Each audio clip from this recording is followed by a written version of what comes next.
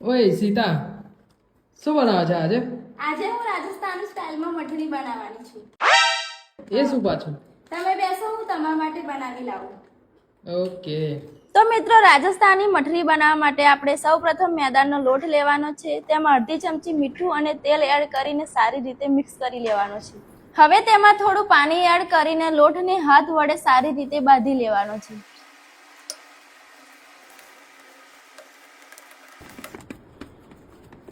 લોટ આપણો સારી રીતે બંધાઈ જાય એટલે હાથ વડે આ રીતના આપણે ગુલ્લા બનાવી દેવાના છે. ત્યારબાદ હવે આપણે રોટલી બનાવી લઈશું. તો મિત્રો, મઠરી બનાવવા માટે આપણે 5 રોટલીની જરૂર પડશે. તો પહેલા આપણે 5 રોટલી બનાવી લઈશું.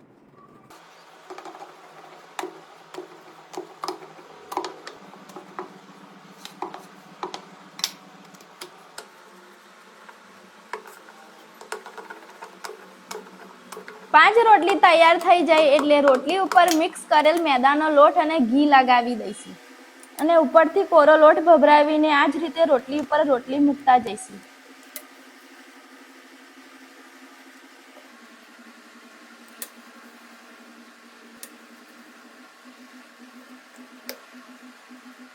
તો મિત્રો, 5 રોટલી ઉપર મેં ઘી અને લોટ લગાવી દીધો છે. હવે વેલણ વચ્ચે વણીને આ રીતનો રોલ બનાવી લેવાનો છે. હવે ચાકુની મદદથી રોલને આ રીતનો આપણે કટિંગ કરી લેવાનો છે.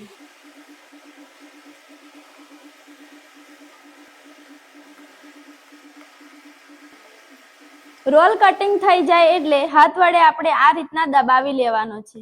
બાકીના પણ આપણે હાથ વડે આ રીતના દબાવી લઈશું. હવે એક કઢાઈમાં આપણે તેલ ગરમ કરવા મૂકવાનું છે. તેલ ગરમ થઈ જાય એટલે મઠરીને આપણે આ રીતના તળવા મૂકી દઈશું.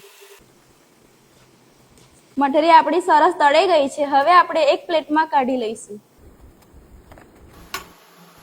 હવે એક કઢાઈમાં થોડું પાણી અને 1 કપ જેટલી ખાંડ અને ફ્રૂટ કલર એડ કરીને ચાસણી બનાવી લઈશું.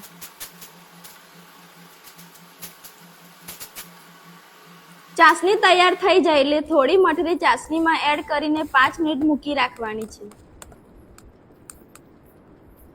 તો 5 મિનિટ થઈ ગઈ છે. હવે એક પ્લેટમાં કાઢી લઈશું. તો મિત્રો, ચાસણી વાળી મઠરી અને ચાસણી વગરની મઠરી ખાવા માટે તૈયાર છે. અરે વાહ, થેન્ક યુ.